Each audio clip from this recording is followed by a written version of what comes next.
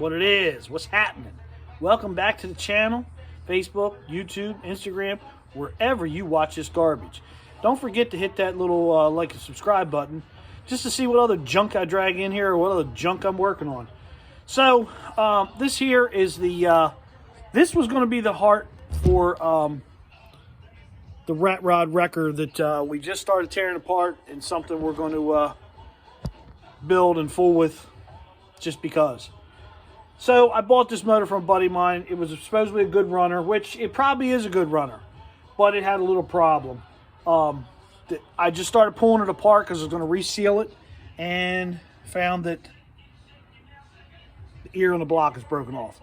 And the timing chain is just a little tiny bit worn out. Not that bad. But it was supposed to be a good runner, and I believe him. It's not his fault. He wouldn't have known that this was broke unless you pulled it apart, because it was obviously probably wedged between the timing cover and the block.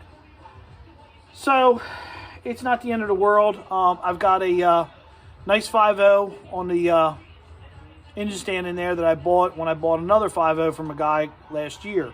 It's a roller, flat top piston motor. It was in a really nice low mileage Mustang. The guy was doing a coyote swap. The bad thing about that motor is, why I don't know, but he pulled the motor apart. So he pulled the heads off of it. He threw the heads away because somebody on a Mustang forum said that they're junk. He threw them away, and then he took all the main cap bolts off. Luckily all the main caps are still there, but he took all the main cap bolts out and he lost all the bolts. So it's just a rotating assembly, no heads. But that's fine. I've got, I don't know, 10 or 12 sets of GT40 heads. I may even just take the heads off of this motor because this was a running motor, and I'll rob the main cap bolts out of this and put it back together, and I'll put that motor in the wrecker. Some guys will say, why the hell would you put a small block in a wrecker? Well, Chevrolet has a 350 in them. 302 runs just as good. It'll be fine. We're not really towing cars with this thing. The ultimate goal with the truck is we're going to build this thing as a rat rod.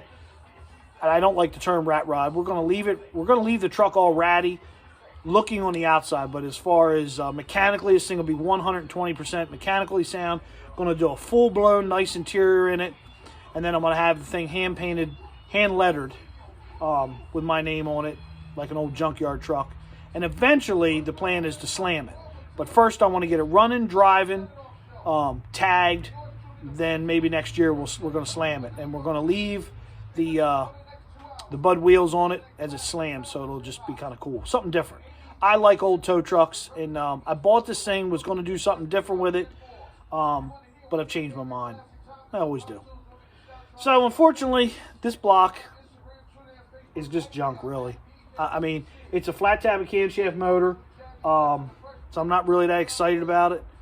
All the other ones I have are roller camshaft motors, so if I'm going to spend the time to fix a motor, I would rather do one of those instead of this one. So this one will actually just be parts to fix that half a motor I have in there on the stand. So all's not lost, not upset. It is what it is. You know, when you buy used stuff, it is what it is. Here, I'll give you a close-up of what happened to it. So what happened was, and this is probably, I've got a 351 Windsor I just took out of a Bronco I was going to sell a guy, and the same exact thing happened to it. And I'll bet what happened, just because I've worked on about 1 million of these things over the years, timing covers are known to leak on these things. As you can see, it's got a bolt already broke off over there. Now what happens is guys will see a timing cover leak and they'll tear it down. They'll do a timing cover gasket in the car, and that's fine. There's nothing wrong with that, but this is a step that everybody misses. Nobody runs a tap or a blowgun to blow the holes out. And what happens is all that rust and all that trash gets at the bottom of the hole. So as you're cranking the bolt tight, everything seems to be going good, but it actually bottoms out because all the garbage in there, and then, boop, it splits this. Now, it may stay together, and you may never even know that it's broken, because when the cover's on here, it wedges this piece up against the corner. So actually, it may never even look like it's broken until you take it back apart. As you can see, this one's been broke for a long time. That didn't just happen. That's been broke for a long time. And actually, I broke that bolt taking it apart. But as you can see, our chain is, this was obviously plastic gear, and it's all gone. But the motor's not that hateful inside. I mean, it is what it is. I'll use the pan off of this. I'll probably use the head bolts, main cap bolts to fix the other motor. So we're gonna take this motor and the other motor and build a motor. I'll probably buy a camshaft to stick in the other motor. Since the other motor's a roller, we'll buy something good for it. I got plenty of aluminum intakes and headers and all kinds of goodies laying around here for small block Ford stuff. So we'll do something with it, and then this crusty thing will go back together. And the whole front end's going in the trash. This is all going in the garbage. This is all no good.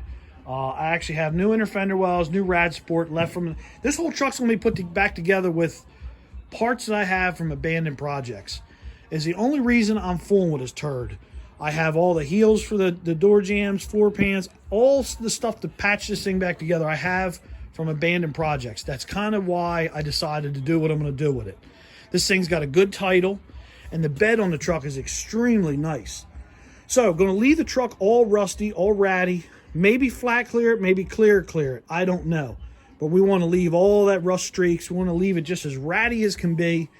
And then I'm going to put my name on the side of the doors that's going to say my name, Auto Salvage, even though I don't have a junkyard. But sometimes this place does look like a junkyard. But anyway, that's what I found with the 5.0 today. So it is what it is. In closing, that's the plan. So look, I got to get back to work on regular stuff that pays the bills to put this trash together. So holler at your boy. Keep it reals. Catch me on the next one.